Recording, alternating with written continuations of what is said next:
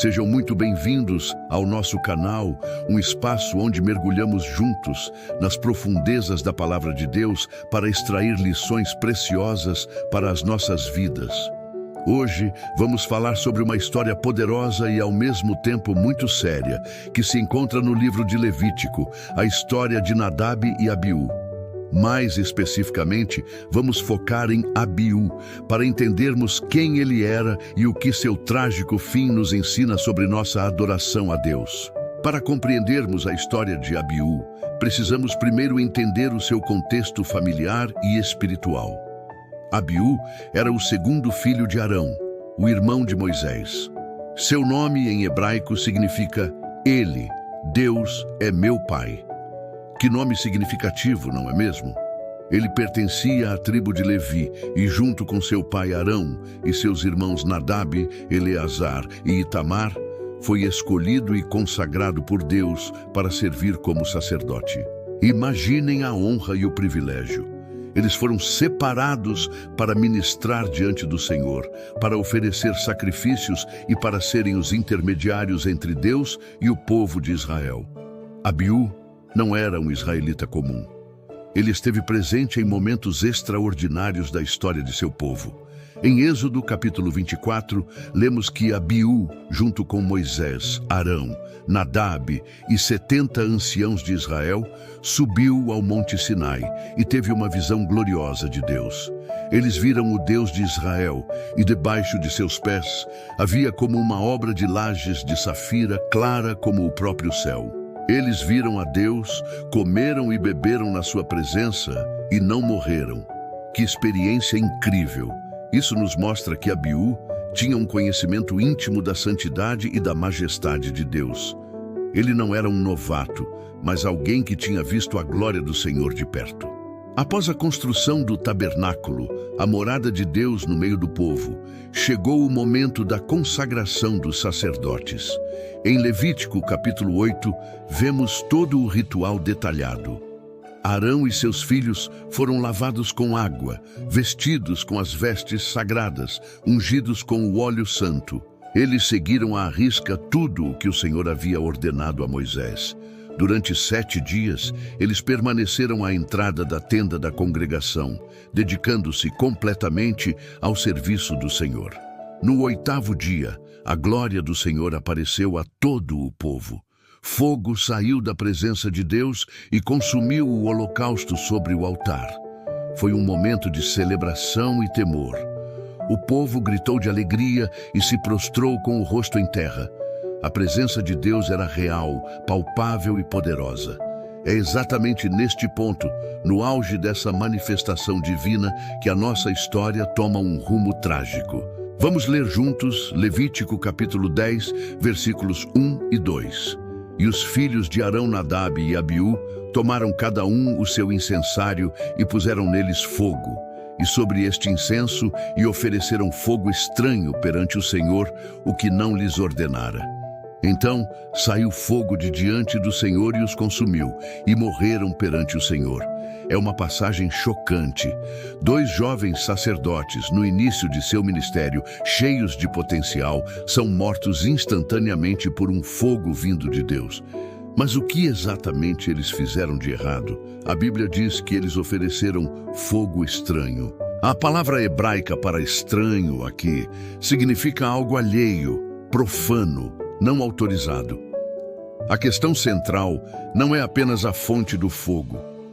Alguns estudiosos sugerem que eles podem ter acendido seus incensários com brasas comuns, em vez de usar o fogo sagrado do altar de holocaustos, que o próprio Deus havia aceso.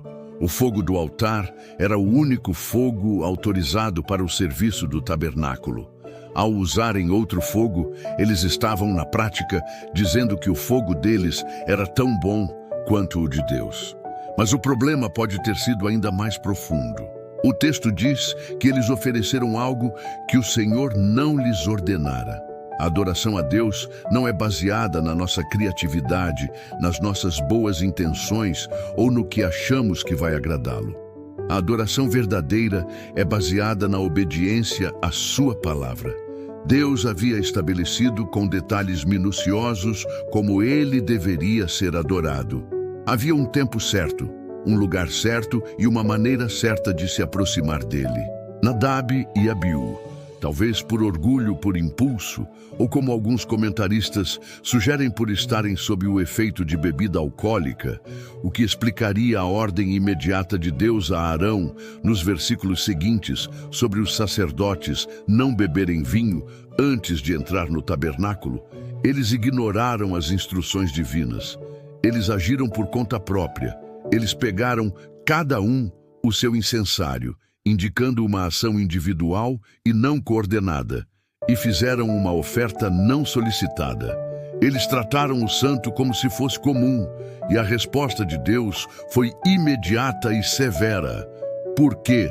Porque Deus é santo. Sua santidade não é uma opção, é a sua essência. No versículo 3, Moisés diz a Arão: isto é o que o Senhor falou, dizendo: serei santificado naqueles que se chegam a mim e serei glorificado diante de todo o povo. Deus estava estabelecendo um precedente. O sacerdócio era novo e era crucial que desde o início ficasse claro que a santidade de Deus deve ser levada a sério. Se Deus permitisse essa desobediência logo no começo, todo o sistema de adoração poderia ser corrompido. A ação de Deus, embora terrível, serviu como um aviso solene para todas as gerações futuras. Não se brinca com Deus. Devemos nos aproximar dele com reverência, temor e obediência. A reação de Arão é comovente. O texto diz: porém, Arão calou-se. Imaginem a dor desse pai. Ele perdeu 2 filhos de uma forma fulminante e não podia nem mesmo expressar seu luto da maneira tradicional, pois, como sumo sacerdote, ele não podia se contaminar. Seu silêncio demonstra submissão à justiça e à soberania de Deus, mesmo em meio a uma dor indescritível. Então, quais são as lições que podemos tirar da história de Abiú para a nossa vida hoje? Primeiro, a importância da obediência na adoração. Hoje, não oferecemos mais sacrifícios em um tabernáculo, pois Jesus Cristo foi o sacrifício perfeito e definitivo, mas ainda adoramos a Deus, e a nossa adoração, seja na igreja, com cânticos e orações, ou em nossa vida diária, deve ser pautada pela palavra de Deus. Não se trata de seguir nossas próprias ideias ou as tendências do mundo. Devemos adorar a Deus em espírito e em verdade, como Jesus nos ensinou. A verdade é a sua palavra. Oferecer fogo estranho, hoje, pode ser introduzir práticas ou doutrinas que não estão na Bíblia, ou viver uma vida de hipocrisia, cantando louvores no domingo e vivendo em desobediência durante a semana. Segundo, a santidade de Deus. Vivemos em uma época que muitas vezes trata Deus de forma casual, como um amigo distante ou um gênio da lâmpada. Mas a história de Abiú nos lembra que ele é o Deus Todo-Poderoso, Santo, Santo, Santo. Ele é nosso Pai amoroso, sim, mas também é o fogo consumidor. Essa verdade deve nos levar a um temor saudável, a uma reverência profunda em sua presença. A intimidade com Deus não anula a reverência.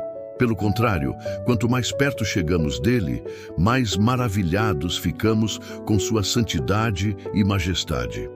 Terceiro, o perigo do orgulho e da autossuficiência. Abiú e seu irmão agiram por impulso, confiando em seu próprio julgamento em vez de seguir a ordem clara de Deus. Quantas vezes nós também não fazemos isso? Tomamos decisões importantes sem consultar a Deus em oração e sem buscar sua direção na palavra. O orgulho nos faz pensar que sabemos o que é melhor, e esse é um caminho perigoso. A humildade é a chave para um relacionamento correto com Deus. A história de Abiú é um lembrete sóbrio, mas necessário. Graças a Deus, hoje vivemos sob a nova aliança da graça, através de Jesus Cristo. Não somos consumidos instantaneamente por nossos erros, mas isso não significa que a santidade de Deus mudou. A graça não é uma licença para pecar, mas o poder de Deus que nos capacita a viver uma vida santa e agradável a Ele. Que a história de Abiú nos inspire a examinar nossos próprios corações. Como está a nossa adoração? Estamos oferecendo a Deus um fogo santo que vem de um coração obediente e submisso, ou um fogo estranho que vem do nosso orgulho e das nossas próprias vontades? Que possamos aprender a nos aproximar do nosso Deus com o coração cheio de amor, mas também de temor e reverência, reconhecendo sempre quem Ele é. Se esta mensagem tocou o seu coração, eu peço que você deixe o seu gostei. Compartilhe este vídeo com alguém que precise ouvir essa palavra e, se ainda não for inscrito, se inscreva no canal para não perder nossos próximos estudos. Deixe seu comentário abaixo, quero muito saber o que você aprendeu com essa história. Que Deus te abençoe grandemente. Fique na paz de Cristo e até a próxima.